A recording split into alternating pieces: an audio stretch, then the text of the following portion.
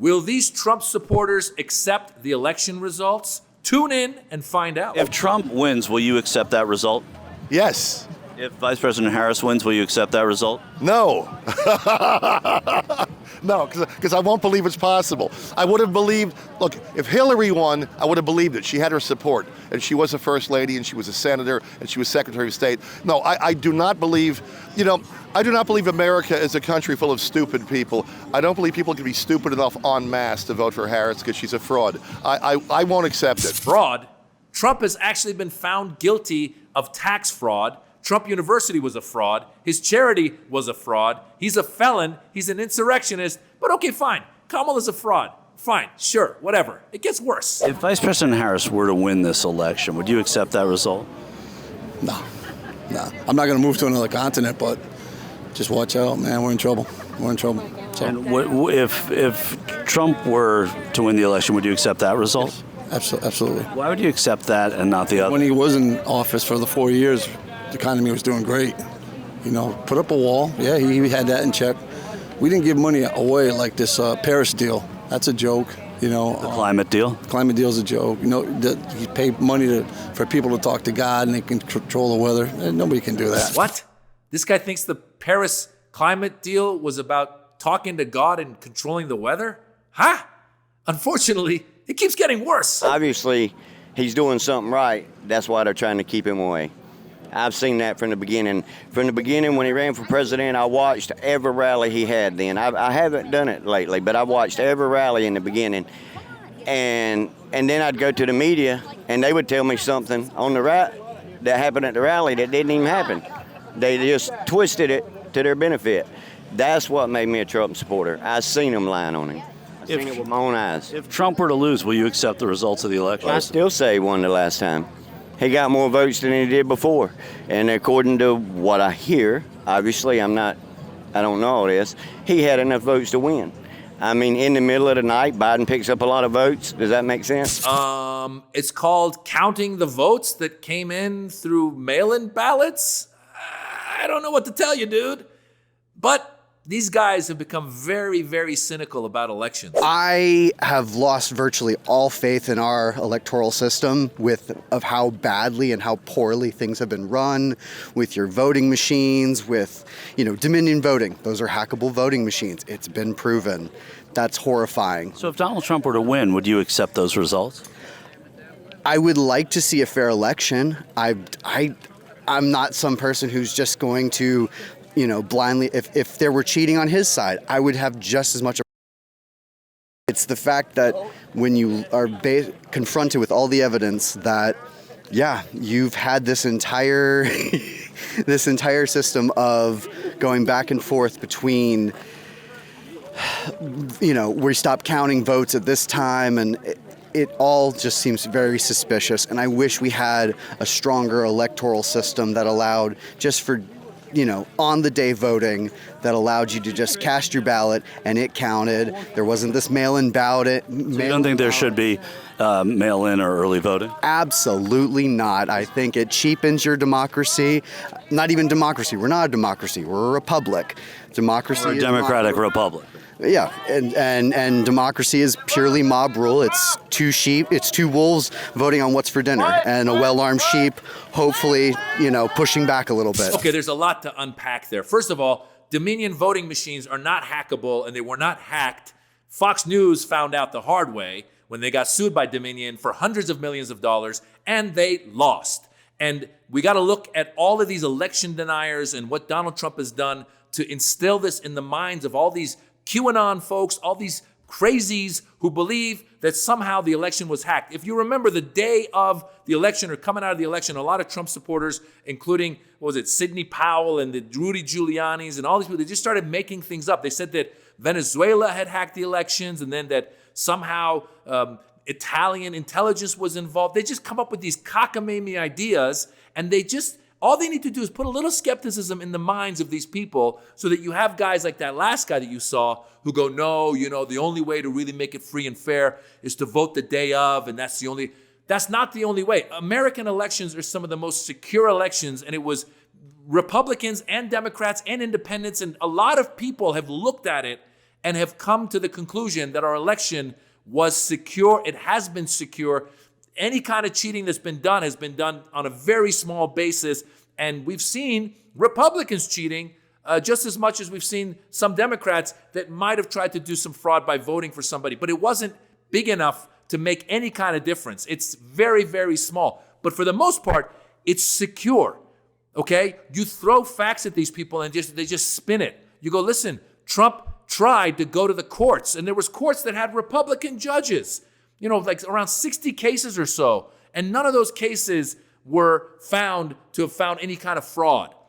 You talk about his own people, Bill Barr, who was like his champion, his own attorney general. You had people that were on his team that were saying, no, Mr. President, there was not any kind of fraud. And yet Donald Trump grabbed on to a theory that was first introduced by the way, drunk Rudy, who the night of the election told Trump, he said, you should go up and just say we won this election and they stole it from us overnight. Somehow these votes came in. And then they started implicating these poor poll workers who were in some of these places like that, the mother and daughter in Georgia, who they outed. They said, oh, these guys were stealing the election. And look, there's video of them cheating when they're passing around some sort of chip or something that was supposed to be cheating and flipping votes from Biden to Trump. And then was found out that it was just one of the mother or daughter was passing a mint to the other one. And they ruined the lives of this mother and daughter by doxing them, and people were threatening them. So these people have no shame, and they don't have an ounce of intelligence to just look at the facts.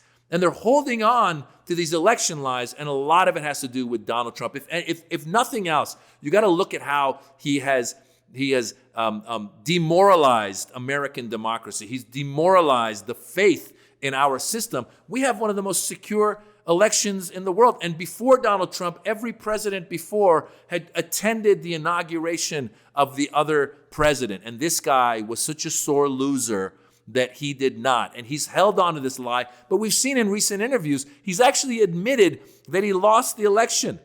But then he backtracks and goes, no, I didn't lose the election.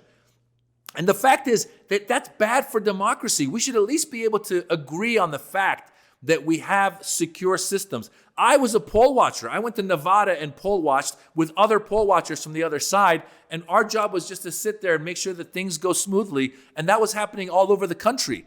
And yet they have instilled this little bit of doubt in the minds of these people who continue to say Donald Trump won in 2020. Let's at least admit that he lost in 2020 and he's back and trying to win. But by the way, he doesn't believe in democracy. He's just trying to keep himself out of jail.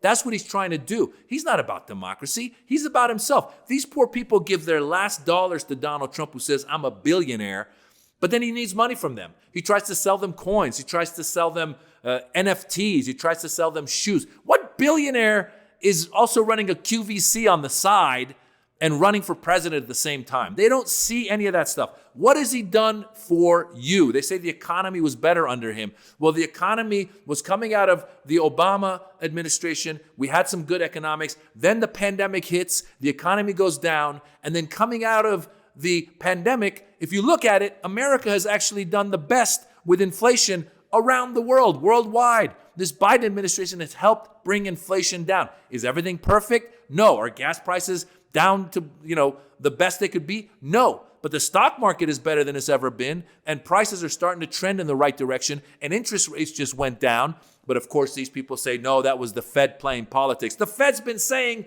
they're going to bring interest rates down for a long time. And yet Donald Trump has instilled this skepticism in his own followers to the point where you show them the video, the audio of Donald Trump calling Raffensperger in Georgia saying, I need you to find me 11,000 votes. If that's not cheating and admitting that you lost and saying, just find me 11,000 votes. And they go, no, well, wasn't that? It was, how could you win overnight? It's called mail-in ballots. It's called, you got to be able to, if you don't have mail-in ballots, then your soldiers overseas who are protecting America can't vote. Is that what you want? If you don't have mail-in ballots, then a lot of old people who can't make it to the polls because they're, have a hard time getting there, they're not going to be able to vote. These guys want to make it harder for people to vote so that they might have a chance to win. when in reality we should be making it easier for people to vote. How about we vote on a Sunday?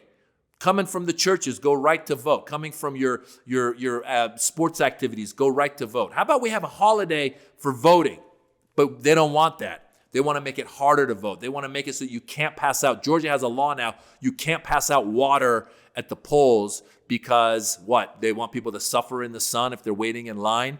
The whole Curb Your Enthusiasm had a whole storyline about that. So these people that you just saw want to make it harder for people to vote because Donald Trump has convinced them that the only way to make it a legit election is to make it harder and somehow count. And only if Donald Trump wins is it legit. By the way, I'm going to give Donald Trump some credit because he goes, I got more votes in 2020 than I did in 2016. More people voted for Donald Trump in 2020 than they did in 2016. He goes, how could I have lost when I got more votes? I always counter by saying, look, this guy is such a force of dividing us that he inspired many more people to vote for him, but he also inspired many more people to vote against him. I actually think a lot of people voted against Donald Trump in 2020. Some voted more to be against Donald Trump than they voted for Joe Biden. But they were so disgusted by all of his tactics, being impeached twice for asking a foreign government to get involved in our elections, by trying to overthrow the Capitol on January 6th. If that doesn't disqualify someone and bring people out, I mean, actually that happened after the elections. But the point is, people don't like the guy. The point is, people don't. His handling of the coronavirus, when he was saying, no, it's all, it'll go away when the weather warms up, it'll go away.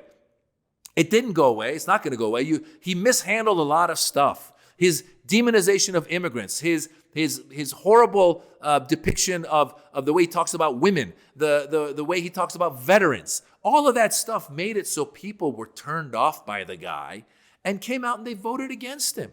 And then, of course, January 6th happened again. That should have disqualified him. And yet he's back now, and he's convinced these people that, if he loses again, that it was stolen, which is setting us up for more violence. So there you have it. That's your guy trying to start a civil war. Well, folks, I don't know what else to tell you. I'm comedian Maz Jobrani. I've got a special on YouTube. It's called The Birds and the Bees. Check it out. It's free. If you like it, tell your friends. If you don't like it, it's a fraud, it's a hoax, and you don't know what you're talking about.